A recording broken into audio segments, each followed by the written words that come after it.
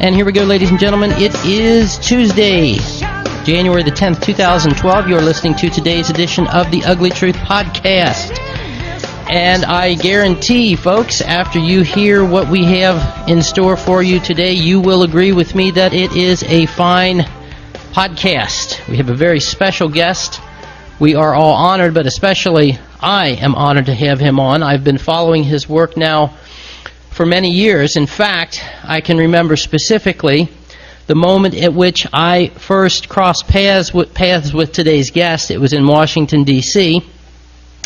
I was at the reunion of the USS Liberty veterans, and a good friend of mine, a Muslim, a Pakistani Muslim, drove all the way down from New York just to see me and handed me 2 DVDs.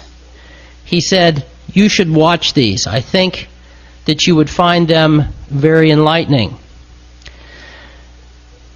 And indeed, I did pop these things into the computer and watch them, and I was astounded, folks, at what I was listening to.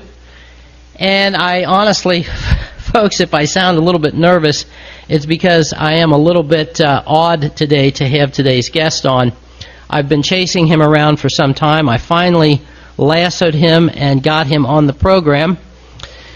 His name is Sheik Imran Hosein, folks, and if you don't know who he is, then you certainly should, because he's one of the few people out there who is providing a truthful and precise analysis and depiction of what is going on in our world today.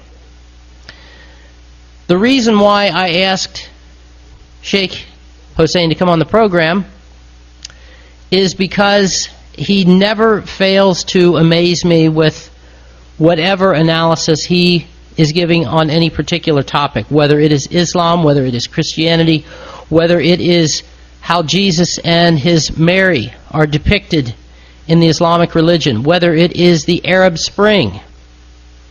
Just to give you an indication, folks, of what kind of mind we're dealing with here, Imran Hosein predicted the quote-unquote Arab Revolution back in, I believe it was 2003. Just nod your head, Imran, if that's correct. Is that 2000? No, he's shaking his head no. Okay, he's going to set us straight once we bring him up. Okay.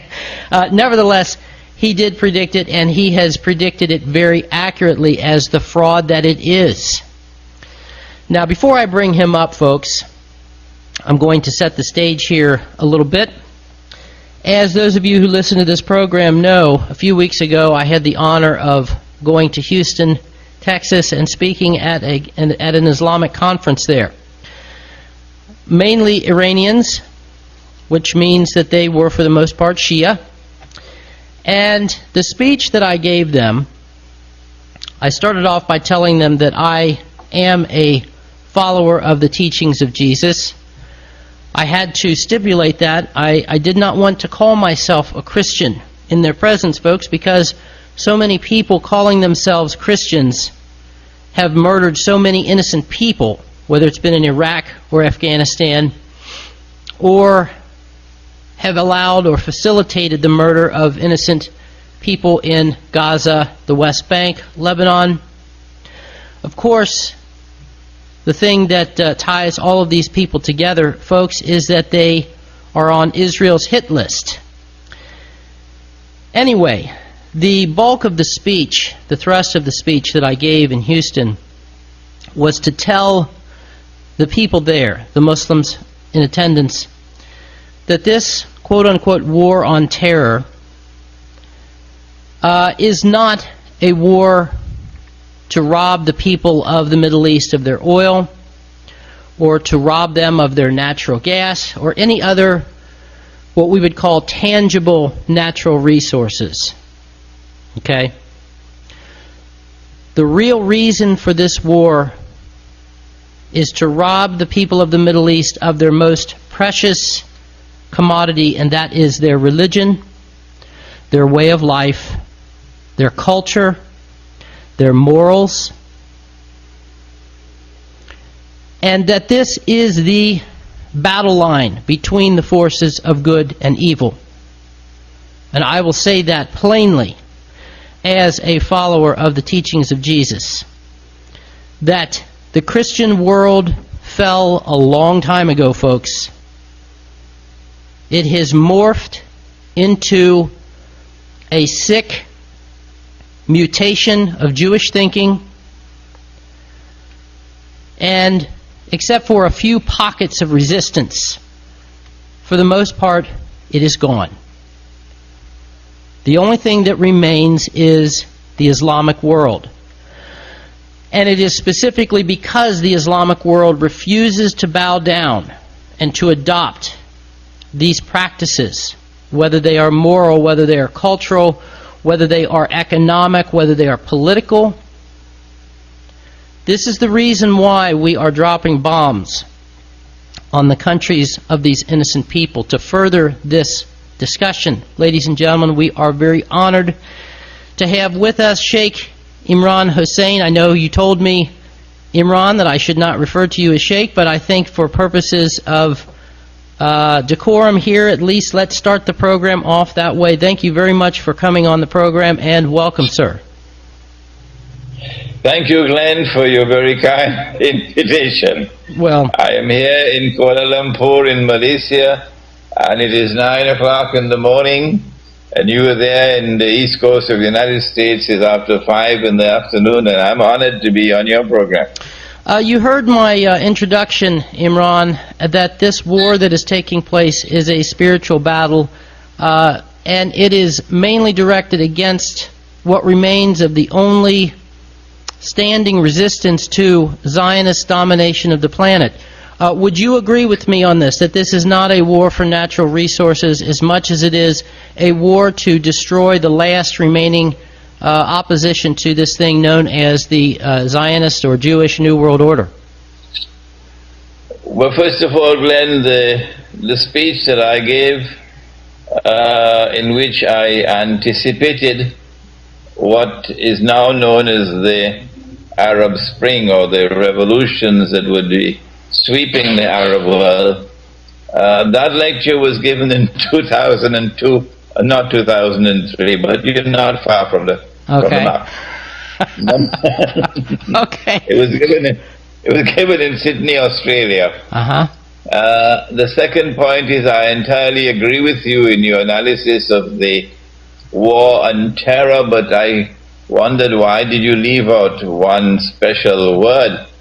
That the war on terror is meant to not only rob us of this and that and the other, but most of all to rob us of our freedom. And number three, I have to differ with you. I don't think that Islam is the last force remaining in the world, standing up to evil forces which seek to oppress as never before in history, and which seek to establish their own political and economic dominion over all of mankind on Israel's behalf. Okay. I believe that there is a part of the Christian world which is resisting and will continue to resist. Christianity, when viewed from the perspective of the Quran, can be divided into two parts. One part of the Christian world is that part which will make an alliance with the Jewish world. Okay. And that today has emerged in the Zionist Judeo-Christian alliance, which is known as the West. Okay. And of which NATO is the military arm. But there's another part of the Christian world. Both parts of the Christian world are referred to in the Quran as An-Nasara. But the other part of the Christian world, the Quran tells us in the chapter entitled Al-Ma'idah, or the table laden with food, and the verse should be around verse number 80, 85 or somewhere around there. لَتَجِدَنَّ وَلَتَجِدَنَّ أَقْرَبَهُمْ مَوَدَّةً لِلَّذِينَ آمَنُوا الَّذِينَ قَالُوا إِنَّا نَصَارَى. The Quran is saying that you will most certainly find in time to come those amongst mankind who will be closest to you, Muslims, in love and affection, will be those who say, we are Christians. That part of the Christian world is also referred to in the Quran as Rum. Rum. Unfortunately, the word Rome is so close to the name of the city Rome that is sometimes understood as Rome, not Rome, rather it's Rome. And Rome is very, very clearly the Eastern Byzantine Christian Empire, which used to have its capital in Constantinople. That Eastern Christian Byzantine Empire has not aligned itself with the Jewish world in a Christian-Jewish alliance. It's the Western one. And that Rome today is to be found in Russia and in the East European states. And Prophet Muhammad, Allah's blessings be upon him, has in fact prophesied that the world of Islam is going to enter into an alliance with Rome. And that alliance is in the making now, I believe. Iran is very close to Russia, growing close all the time.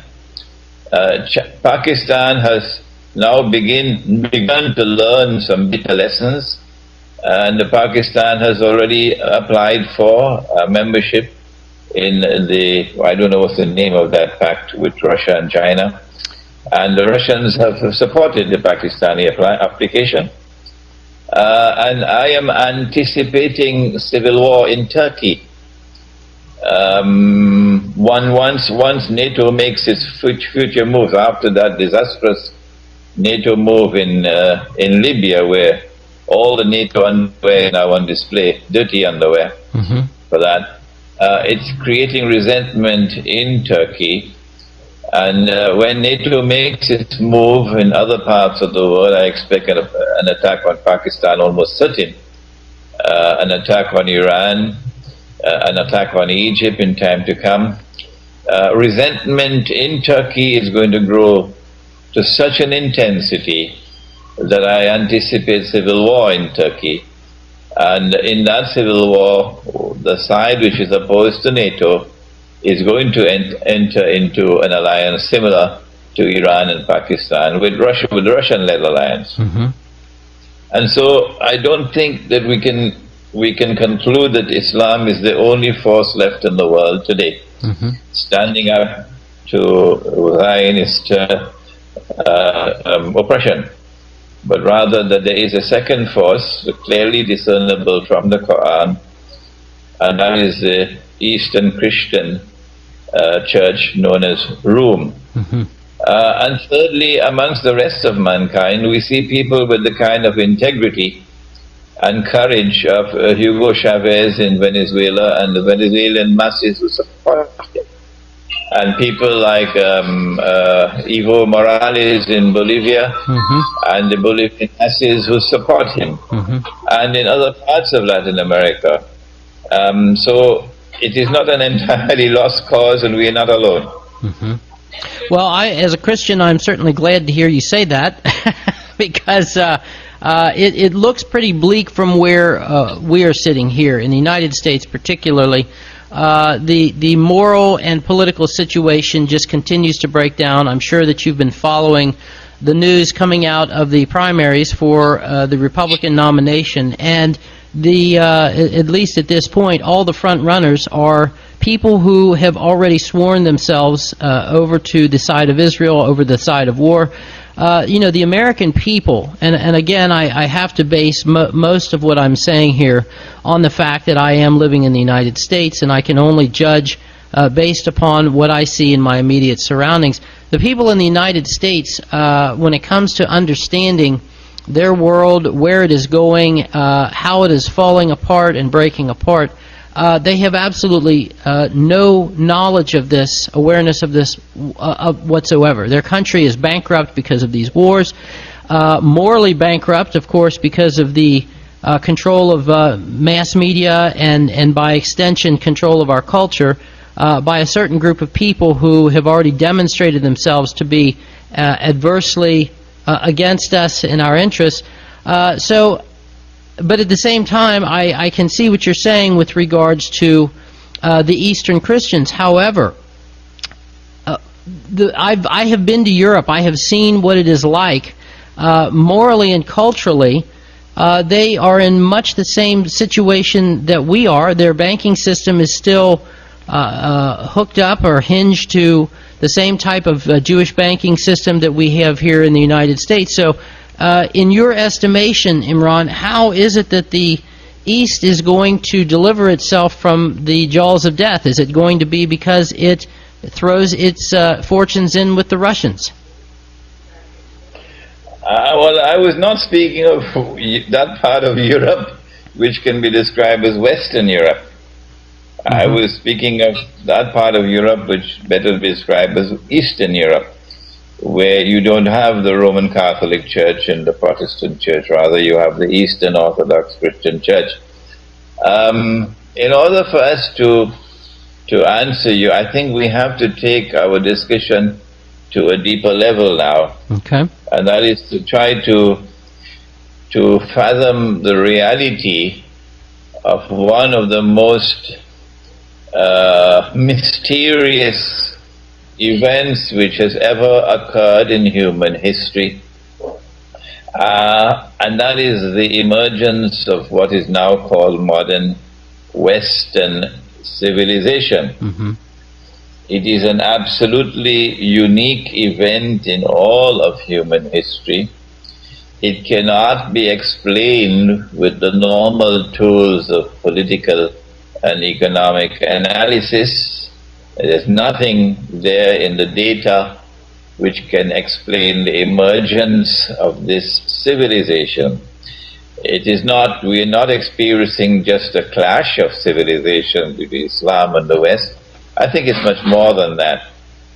There is the need to fathom the reality of modern Western civilization, which for the first time in human history seeks to establish its dominion over the entire world, over the entire landmass, over the sea, over the air. Probably in the 1940s, the famous British historian Arnold Toynbee published his famous book entitled Civilization on Trial. It's a good book to read. And in that book, this famous historian looked across the ages and looked into the future and wrote these memorable lines that modern Western civilization has an agenda to establish its total dominion over all of the world, the land, the sea, the air. And this is precisely what we are witnessing, and we have been witnessing for a long time. What is there which explains this phenomenon? Why has it emerged? And where is it taking the world to? My opinion, Glenn, and of course people are free to differ with me, my opinion, Glenn, is that we have to turn beyond politics and economics and sociology to a branch of knowledge that we know of as eschatology, to explain the emergence of modern Western civilization. And our eschatology from the viewpoint of Islam is that this is a sign of what we may call the end time. Secular scholarship, I don't think secular scholarship has a conception of the end time, because it is entirely materialistic. It's wedded to this world that we can observe. It has no conception of another world beyond human observation. But from the viewpoint of religion, we have a conception of an end time in which history is going to end. The end of history is most certainly not the end of the world. We have a conception of the end of the world where everything, including the Statue of Liberty, will be turned to ashes. Everything will be transformed, and we will then be, and thank God for that, thank God for that, thank God for that. Everyone will be resurrected, and then you will have to answer for even the minutest act that you perform.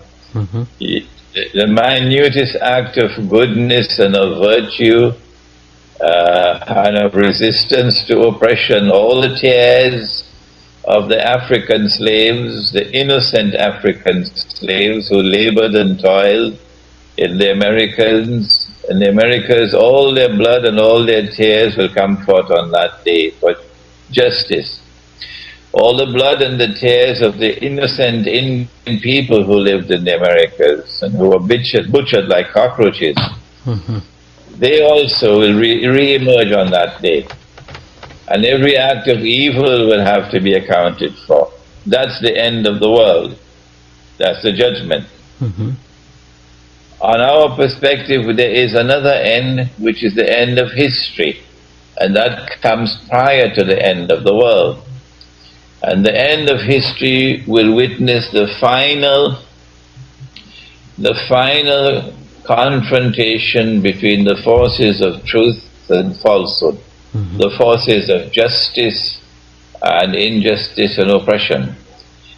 And the perspective of religion is that history cannot end without the triumph of truth over falsehood, and thank God for that. That end of history comes when Jesus, the Son of Mary, returns to the world. The Quran is clear. The Quran is clear that when they claim that they killed him, and they boasted of it, and they claimed that they crucified him, and they boasted of it, and if it was not there in the Quran, they'd arrest me for anti-Semitism. When they made these claims, they were now confident that he could not have been the Messiah, promised Messiah, who when he comes would rule the world. And since the promised Messiah would be a prophet sent to the Israelite people, they assumed that with his advent they would once again rule the world. That's their mistake. When he came, however, some of them accepted him, but the establishment rejected him and still rejects him to this day. And since they saw him die on the cross before their very eyes, they were convinced that he could not have been the Messiah, because he is dead. He never ruled the world. The golden age never came back. And so they're waiting for the Messiah to come. And at this point in time, Netanyahu is not the most important person in Israel. All of Israel is waiting for the Messiah, who they assume is just around the corner. But our prophet told us that Almighty God created a being, and to use computer language, programmed that being to impersonate the Messiah. The divine wisdom at work in such a wonderful way. And that false Messiah would take them for a ride. He would deceive them into believing that he is indeed the true Messiah. And in order for him to successfully impersonate the true Messiah, the Son of Mary, then the false Messiah would also have to do a number of things. He would have to liberate the Holy Land for the Jews, which is under Muslim rule. And he's already done that. He'd have to bring the Jews back to the Holy Land to reclaim it as their own, 2,000 years after they were expelled. And he's already done that. He would have to restore a state of Israel in the Holy Land and get them to believe that this is Holy Israel of David and of Solomon. And he's already done that. And he'll have to cause that Israel to grow to become a superpower. He's already done that. Israel is today controlling the American Congress. Today, Israel controls Obama. And he's already done that. And he'll have to cause that Israel to become the ruling state in the world, in the sense in which Britain was once the ruling state, and then the United States replaced Britain as the ruling state, in the bad sense of the word. Israel will have to replace the United States and become the third and final ruling state of this stage of history, the end of history. And we are about to witness that. Modern Western civilization emerged in history in this context as a creation which was designed to facilitate the movement towards that end of history in which Israel will establish its political and economic dominion, first of all over the Arabs, and that's the wars on the Arabs are taking place now, and then over all of mankind. And at that time he will emerge in Israel, ruling over Israel. He will be a Jew. The Christians know him as the Antichrist. I think you referred to him as the anti-Messiah. No, someone else. Antichrist. Antichrist, yeah. No, someone in Mexico wrote to me, a very famous man in Mexico, let me not mention his name, and he referred to him as the anti-Messiah. So my view is that we are probably not more than about 20, 25 years away from that event, when this man who the Prophet Muhammad described 1400 years ago, he would be a Jew, he'll be a young man, indicating that the young people are going to rule the world tomorrow. And he would be powerfully built, he'll have curly hair, and from Jerusalem he's going to declare that he is the Messiah, because he would be. It is at that time when he declares that he is the Messiah, and he's taken all the Zionists for a ride, and more importantly, he's taken the Oriental Jews for a ride. Not the European Jews who are not Semitic at all. They don't even have one blood, one drop of Semitic blood in them. It's Oriental Jews who are Semites.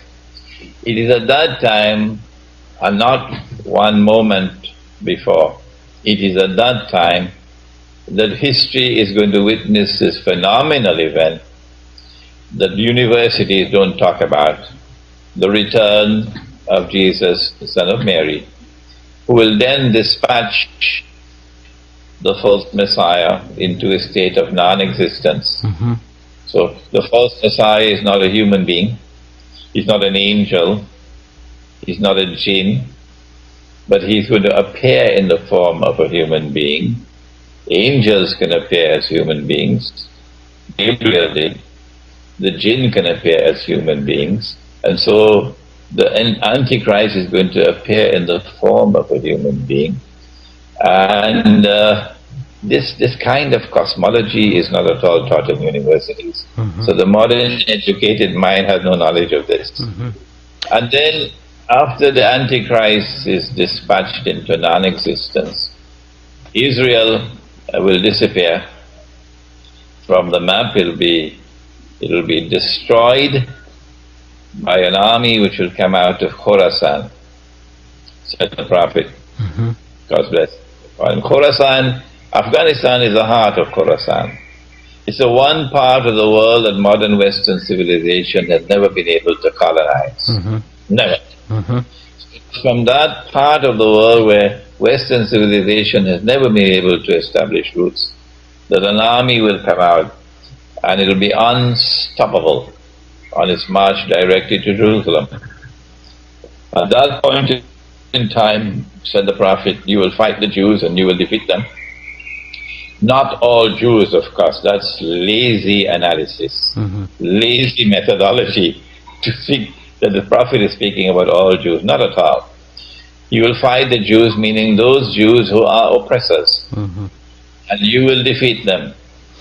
And at that time, he said, even the stones and the trees will speak and say, Muslim, there's a Jew hiding behind me, so come and kill him, meaning the oppressor.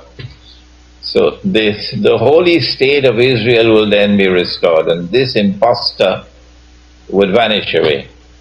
And truth will then triumph over falsehood, and justice over tyranny and oppression. That's the end of history.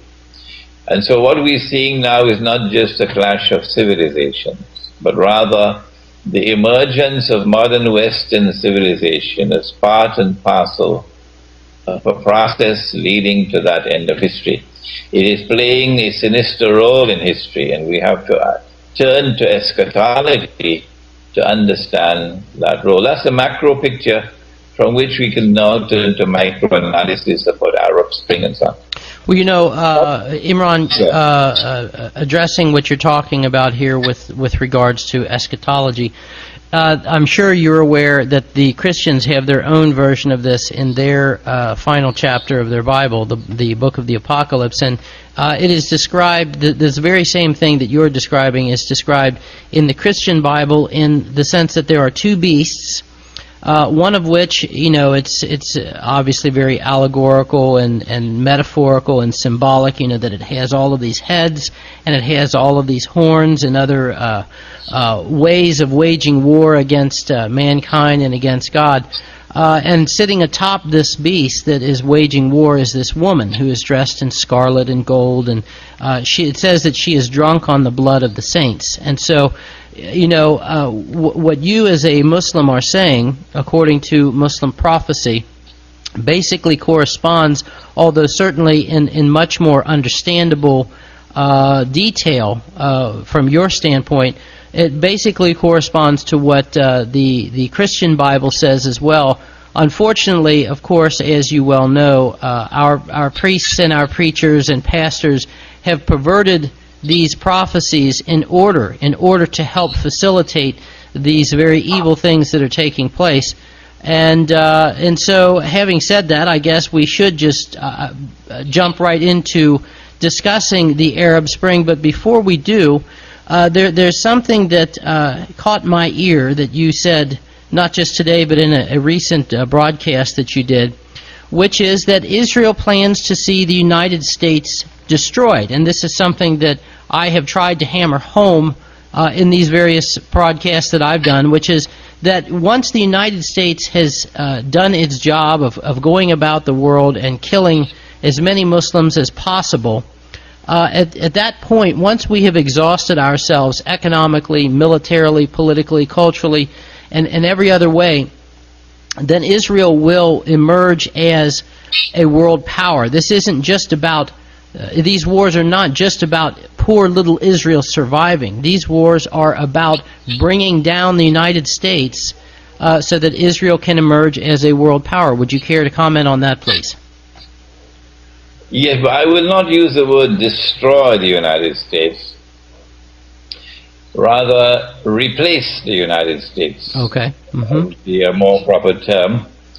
And in order for Israel to replace, in order for Pax Judaica to replace Pax Americana, we have to look to see what was the process through which Pax Americana replaced Pax Britannica. These are terms which belong to international relations, and they are begging for an explanation. How did they come into being? What is it that explains this phenomenon of Pax Britannica, the emergence of Pax Britannica? After all, you would recall that Napoleon referred to the British, he referred to the British contemptuously as a nation of shopkeepers. And yet this nation of shopkeepers rose so mysteriously in the world that by 1914, when the First World War was about to commence, with, of course, naturally so, an act of terrorism, a false flag act of terrorism. The blame was put on this one, when in fact the hidden hands behind it were the ones who were responsible for engineering the assassination of the Grand Duke Franz Ferdinand in Sarajevo. And then you have another act of false flag terrorism on 9/11. And the blame is put on these people, whereas the hidden hands behind are the CIA and the Israeli Mossad. What is it that explains the emergence of Pax Britannica and Pax Americana? We say the explanation lies in eschatology. And that in order for this process to reach culmination, a Pax Judaica has to seek to replace Pax Americana. But Pax Americana did not come about with the destruction of Pax Britannica. Yes, Pax Britannica no longer exists. Britain is no longer a ruling state in the world, but Britain is still by all means a very powerful country. And Britain wields a considerable amount of influence around the world. In fact, the British have been the world's most successful colonial power. Far more successful than the Russians, far more successful than the Germans, far more successful than the Italians and the Dutch have been the British, and after the British, the French. You have something called the Commonwealth today, where all the former territories which were ruled by Britain as loyal subjects, now they're independent states, but they all dress up in their jackets and ties and come together in a Commonwealth conference called the Commonwealth Summit. This is British diplomacy at its finest. So Britain still commands a significant amount of influence in the world today. But Britain is no longer the ruling state. That was very plain and clear when Anthony Eden had to resign as Prime Minister of Britain in 1956, I think it was, when Dwight Eisenhower ordered them, get out of Suez, get out of Sinai.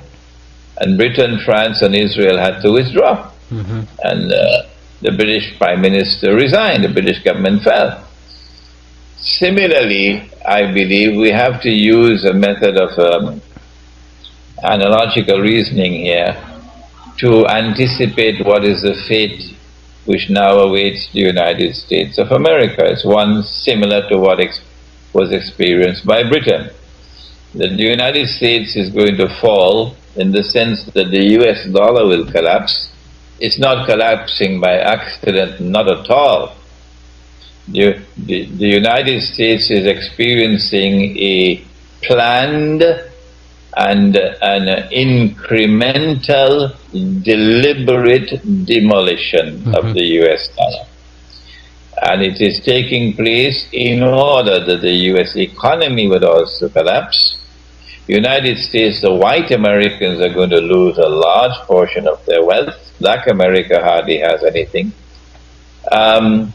But more than that, I am anticipating, because of my eschatological analysis, that the United States has to be tricked or trapped in a military adventure in which it is going to face defeat. And that in the same way that Britain was facing defeat in 1917, was it? Britain was on the verge of defeat. The German submarines had marooned Britain, and I think Britain had about 2 weeks left of food. It was at that time that the United States intervened in the war, and eventually Germany was defeated. It was then plain and clear that the process of transformation, of change, was on the way from Britain to the United States as a ruling state. And then, of course, after that came Bretton Woods, which formalized the transfer from the sterling pound to the US dollar. And then came, as I said, 1956, with the humiliation of the British lion, with his tail between his legs. So perhaps, Glenn, perhaps we're going to see the same phased methodology, but perhaps it's going to be accelerated. With the US dollar, well, the US dollar is already collapsed. I believe it's in ICU in some hospital in Manhattan.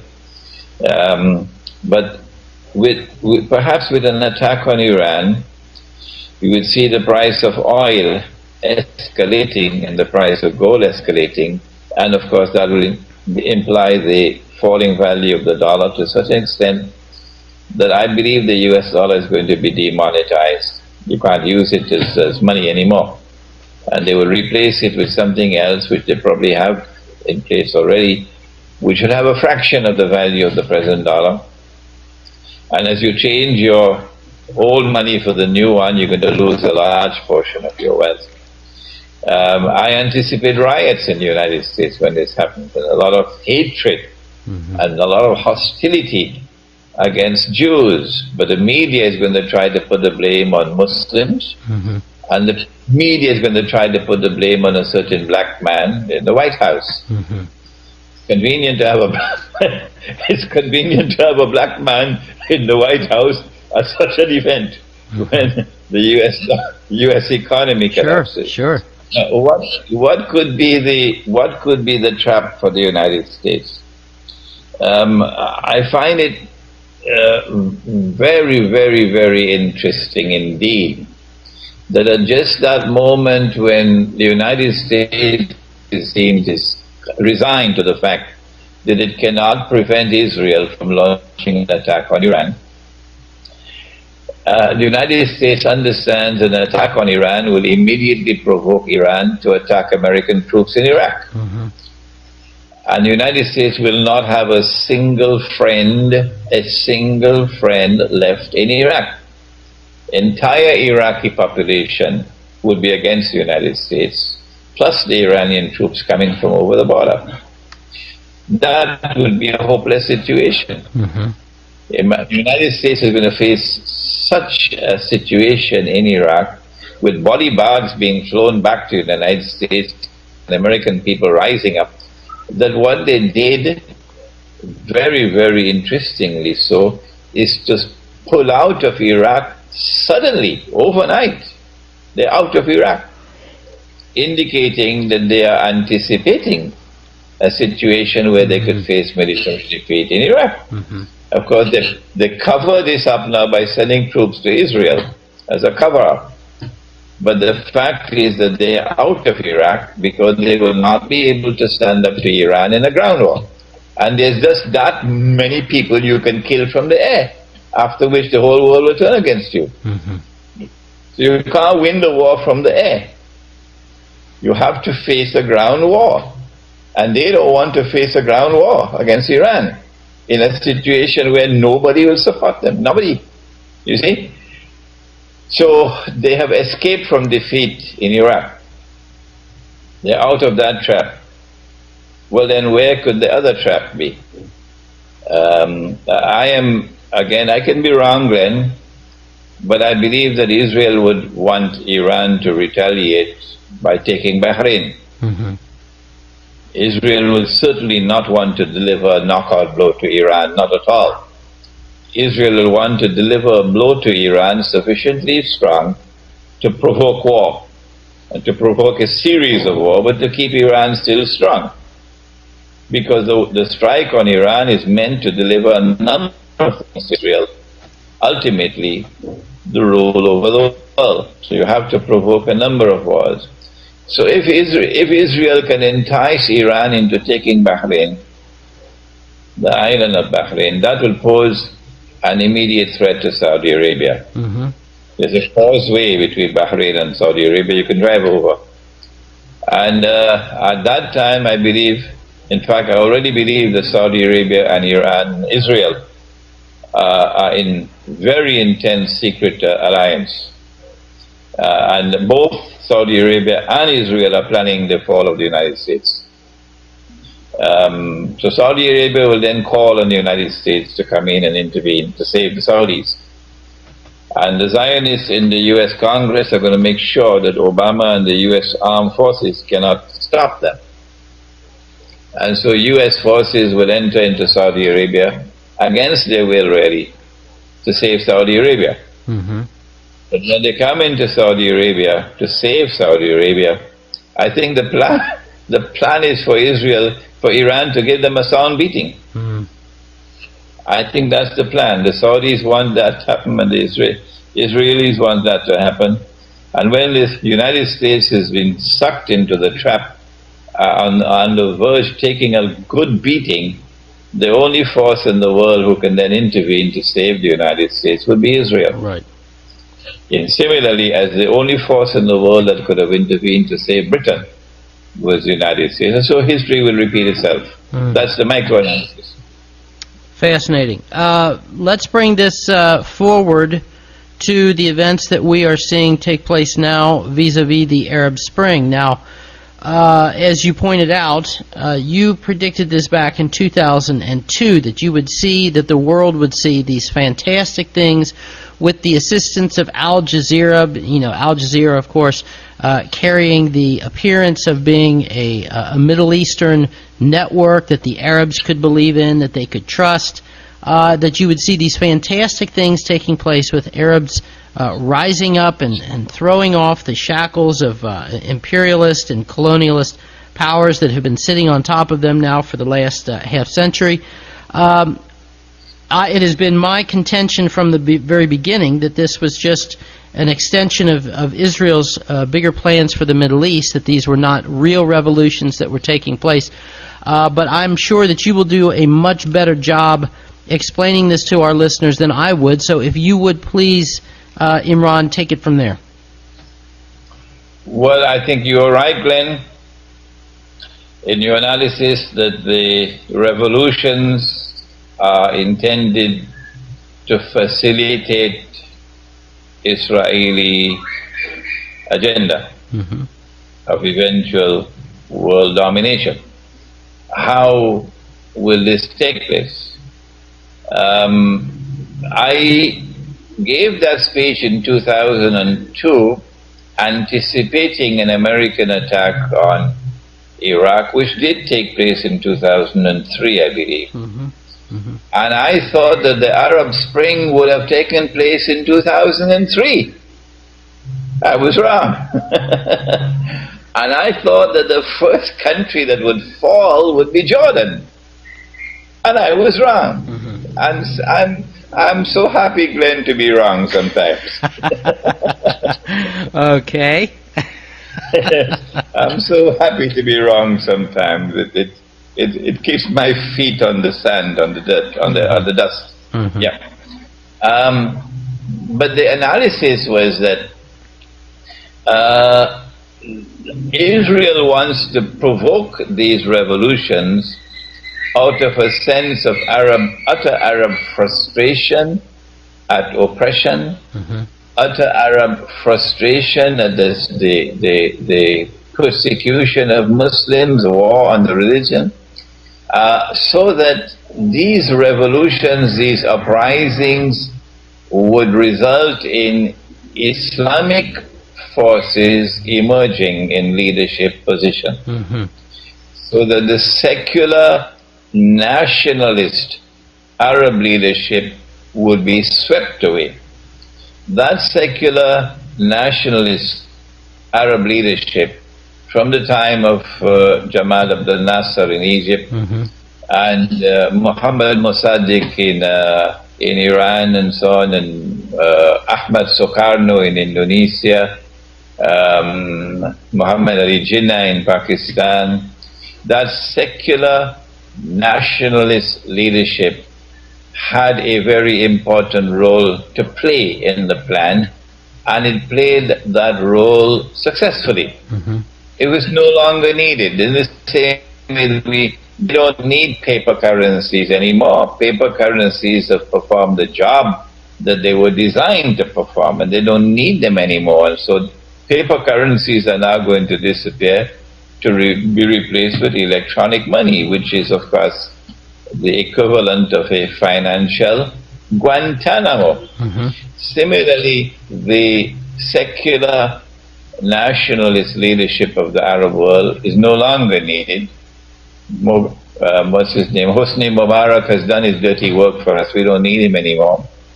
What we need now is Islamic leadership, or so-called Islamic leadership, so that the world would see Muslims in the name of Islam ruling over Egypt, for example, an Islamic government in Egypt, how will Israel benefit from an Islamic government in Egypt, which of course is around the corner? Mm-hmm. Elections have already taken place, mm-hmm. and the Islamic parties have won the elections outright. My answer is that the Islamic parties, when they take power in these countries, whether they like it or whether they don't, would be forced to increase vocally and tangibly mm-hmm. their support for the Palestinians. Yes. And in particular for the plight of the people of Gaza. Mm-hmm. And as they increase that support and they enter into tangible support and the rhetoric increases, the rhetoric of war, Israel and the media around the world can then launch a PR program, a PR offensive to captivate mankind with this lie that Islam poses a threat to mankind. It's a menace to mankind. Mm-hmm. Muslims want to take over the whole world. Mm-hmm. And Israel is in mortal danger. Israel already has her pre-planned wars against the Arabs, for example, but Israel does not want to wage these wars while appearing as a naked aggressor. Exactly. So Israel wants to be able to say, well, we are only defending ourselves and we are waging these wars on behalf of mankind, to save mankind from the menace mm-hmm. of Islam. That's my explanation of the Arab uprising. But there's another part of it. There's another part of it, and that is that, and I am actually mentioning this for the first time in your program, Glenn, mm-hmm. That Islamic political theory is one which recognizes divine sovereignty over the state. Western political theory, the modern state, has rejected divine sovereignty. Sovereignty now lies with the people. Mm-hmm.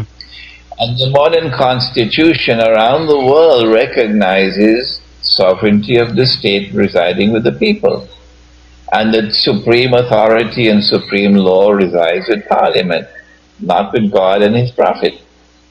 And these Islamic parties in the Arab world and elsewhere are monstrously misguided, pathetically misguided, and finally sorrowfully misguided, that they do not have an understanding of Western political theory. Mm-hmm. And they foolishly, Glenn, I'm sorry to be using this harsh language, but the walls are falling down, Glenn. The fire is consuming the house. I have to use the language now. Mm-hmm. They very foolishly take an Islamic movement and transform it into a political party. Mm-hmm. With slogans and with party symbols, and then fight elections. Mm-hmm. Elections in which the population is recognized to be a conglomeration of individuals. Mm-hmm. No, God didn't create us as individuals. No, He has more wisdom than that. The divine wisdom never created us as a world of individuals. Mm-hmm. No. Divine wisdom created us as a world of nations and tribes. And once we were nations and tribes, there was more cohesiveness in society. Today, society is falling apart. We are living in a world that is disintegrating mm-hmm. socially. Mm-hmm. And the political system is one in which the unit of the state would not be the individual. Mm-hmm. No. The unit of the state is the nation of the tribe. The nation of the tribe conducts its consultations within the tribe in a very refined way, in which age and maturity and wisdom and experience have precedence over youth and over inexperience. And you can't buy elections. No, you can't use glitz and glitter and pomp and the news media to brainwash people to vote for this one or that one. Not in this political system. Mm-hmm. And so the nation and the tribe and the clan will hold its own internal consultations on matters pertaining to political leadership. And then the nation or the tribe will become the unit of the state. And that unit of the state will then express itself in the decision-making process through which the leadership is established or the leadership is replaced. That political system not only establishes stability, political and social stability, but sustains that stability. And this one has only created wars and conflicts and rivalry and tribal rivalry and bloodshed and murder all over the world. Mm-hmm. And of course the corruption of the political process. So the Islamic political parties in Egypt and in other parts of the Arab world are monstrously misguided and sorrowfully misguided in this process of theirs in which they register themselves as a political party and fight in elections. And the Western world has succeeded and is continuing to succeed in its plans to subvert Islam in this way. Mm-hmm. There's more to the analysis, but I feel I'm taking too much of your time. Well, actually, I promised to only keep you captive for an hour, but I do want to bolster what you said, because particularly in the case of Egypt, we had the head of the IDF just last week giving a speech at an Israeli high school, where he was doing his usual business of reminding the students that they are approaching military service age and not to forget to sign up, and put on their uniform. But he also said something very important. He said that the Arab Revolution, the Arab Spring, has been a quote-unquote disaster for Israel, and it has brought us back to the situation that existed in 1967. Well, to anybody who has not studied the history of what took place, that may not make much sense. But to those who know what happened in 67, which is that Israel set up a situation where she was being threatened on all sides by Egypt, by Jordan, by Syria, and then, of course, Israel preemptively launched military operations against these countries for the sole purpose of stealing more land. And so what Benny Gantz was basically doing was choreographing to the entire world that Israel is setting up, through the use of these Arab revolutions, is setting up the same situation so that she can, as you said, Imran, so that she can go before the world blameless and say, we're only defending ourselves. We're just trying to protect ourselves against these bloodthirsty Muslims. You can't reason with them. They just hate us because we're Jews. And as you pointed out, very important, Imran, Israel wants to be able to take the credit for having, quote-unquote, saved the world from radical Islam. Yes, I believe you're correct there, Glenn. This is the art of deception, the diplomacy of deception. But truth must triumph over falsehood at the end of the day. And so there's my voice and there are other voices. We may be small voices, but the Lord above can cause this voice to reach many and open the hearts and open the minds of many to understand the reality which is so different from their parents of what is now taking place.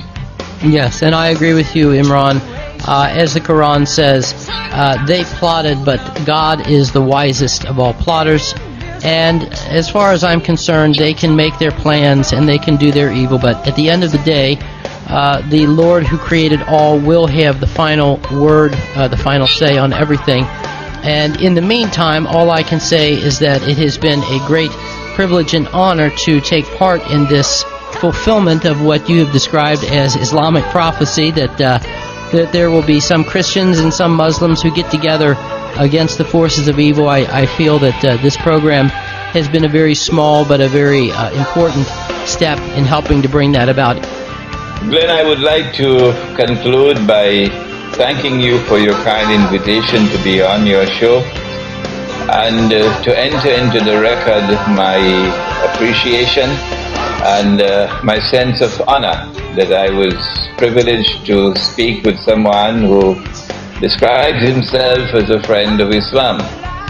Not all of mankind can be brainwashed with the propaganda offensive against Islam and the war on Islam that is raging around the world today, and in which television and radio and newspapers are playing the most prominent and evil role.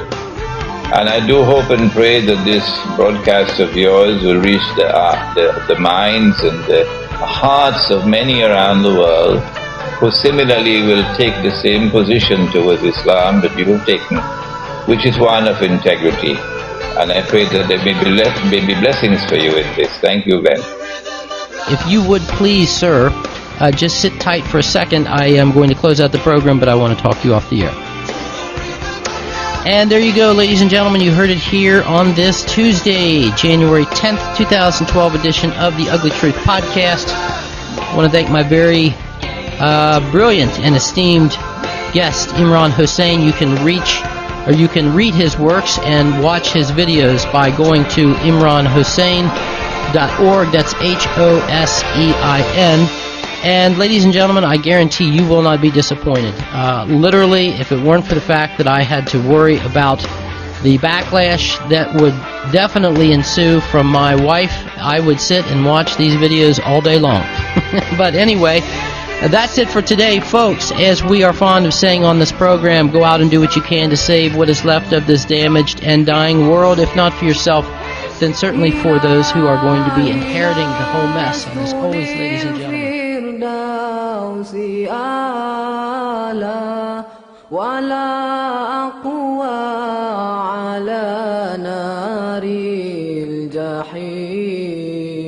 Allah fahab li taubata waghfir dhunubi fa innaka ghafiru dhanbil azim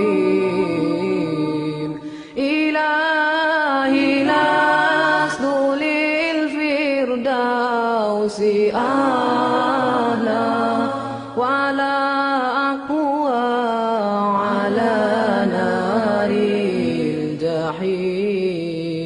Allah fahab li taubata waghfir dhunubi fa innaka ghafiru dhanbil azim.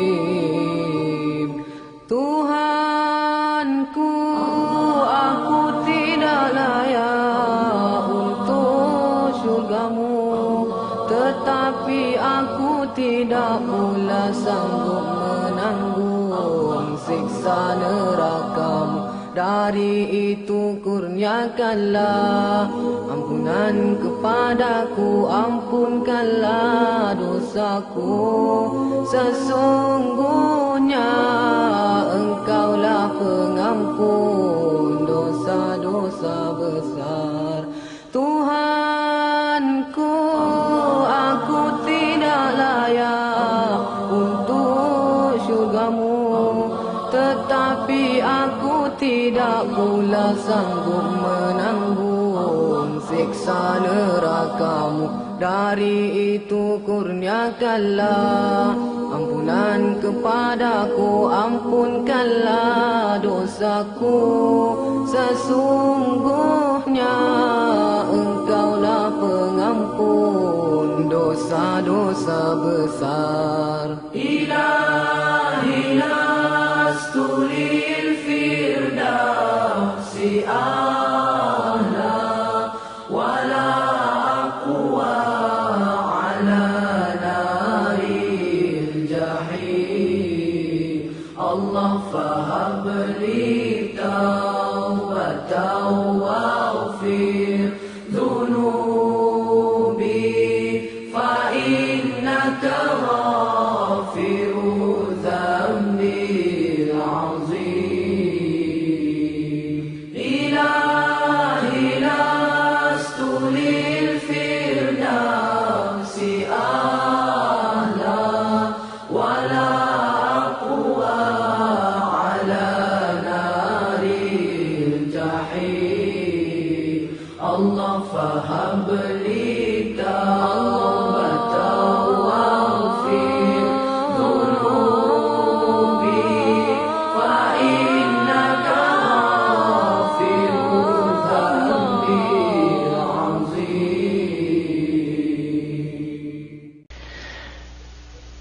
And indeed, I did pop these things into the computer and watch them, and I was astounded, folks, at what I was listening to. And I honestly, folks, if I sound a little bit nervous, it's because I am a little bit awed today to have today's guest on. I've been chasing him around for some time. I finally lassoed him and got him on the program. His name is Sheik Imran Hosein, folks, and if you don't know who he is, then you certainly should, because he's one of the few people out there who is providing a truthful and precise analysis and depiction of what is going on in our world today. The reason why I asked Sheik Hosein to come on the program is because he never fails to amaze me with whatever analysis he is giving on any particular topic, whether it is Islam, whether it is Christianity, whether it is how Jesus and his Mary are depicted in the Islamic religion, whether it is the Arab Spring. Just to give you an indication, folks, of what kind of mind we're dealing with here, Imran Hosein predicted the quote-unquote Arab Revolution back in, I believe it was 2003. Just nod your head, Imran, if that's correct. Is that 2000? No, he's shaking his head no. Okay, he's going to set us straight once we bring him up. Okay. Nevertheless, he did predict it, and he has predicted it very accurately as the fraud that it is. Now, before I bring him up, folks, I'm going to set the stage here a little bit. As those of you who listen to this program know, a few weeks ago I had the honor of going to Houston, Texas, and speaking at an Islamic conference there. Mainly Iranians, which means that they were for the most part Shia. And the speech that I gave them, I started off by telling them that I am a follower of the teachings of Jesus. I had to stipulate that. I did not want to call myself a Christian in their presence, folks, because so many people calling themselves Christians have murdered so many innocent people, whether it's been in Iraq or Afghanistan, or have allowed or facilitated the murder of innocent people in Gaza, the West Bank, Lebanon. Of course, the thing that ties all of these people together, folks, is that they are on Israel's hit list. Anyway, the bulk of the speech, the thrust of the speech that I gave in Houston, was to tell the people there, the Muslims in attendance, that this quote-unquote war on terror is not a war to rob the people of the Middle East of their oil, or to rob them of their natural gas, but I think for purposes of decorum here, at least let's start the program off that way. Thank you very much for coming on the program, and welcome, sir. Thank you, Glenn, for your very kind invitation. Well, I am here in Kuala Lumpur in Malaysia, and it is 9 o'clock in the morning, and you are there in the east coast of the United States. It's after 5 in the afternoon, and I'm honored to be on your program. You heard my introduction, Imran, that this war that is taking place is a spiritual battle, and it is mainly directed against what remains of the only standing resistance to Zionist domination of the planet. Would you agree with me on this, that this is not a war for natural resources as much as it is a war to destroy the last remaining opposition to this thing known as the Zionist or Jewish New World Order? Well, first of all, Glenn, the speech that I gave, in which I anticipated what is now known as the Arab Spring, or the revolutions that would be sweeping the Arab world, that lecture was given in 2002, not 2003, but you're not far from the mark. Okay. It was given in Sydney, Australia. The second point is, I entirely agree with you in your analysis of the war and terror, but I wondered, why did you leave out one?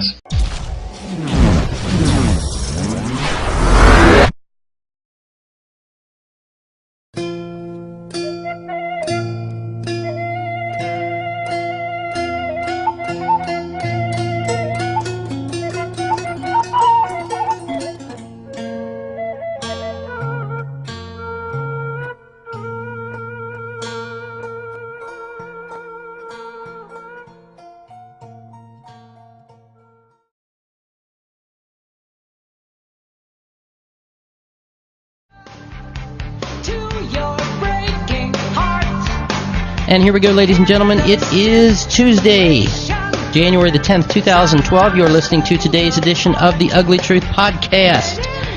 And I guarantee, folks, after you hear what we have in store for you today, you will agree with me that it is a fine podcast. We have a very special guest. We are all honored, but especially I am honored to have him on. I've been following his work now for many years. In fact, I can remember specifically the moment at which I first crossed paths with today's guest. It was in Washington, D.C. I was at the reunion of the USS Liberty veterans, and a good friend of mine, a Muslim, a Pakistani Muslim, drove all the way down from New York just to see me and handed me 2 DVDs. He said, "You should watch these. I think that you would find them very enlightening." Any other, what we would call tangible natural resources. Okay? The real reason for this war is to rob the people of the Middle East of their most precious commodity, and that is their religion, their way of life, their culture, their morals, and that this is the battle line between the forces of good and evil. And I will say that plainly as a follower of the teachings of Jesus, that the Christian world fell a long time ago, folks. It has morphed into a sick mutation of Jewish thinking, and except for a few pockets of resistance, for the most part, it is gone. The only thing that remains is the Islamic world. And it is specifically because the Islamic world refuses to bow down and to adopt these practices, whether they are moral, whether they are cultural, whether they are economic, whether they are political. This is the reason why we are dropping bombs on the countries of these innocent people, to further this discussion. Ladies and gentlemen, we are very honored to have with us Sheik Imran Hosein. I know you told me, Imran, that I should not refer to you as Sheikh.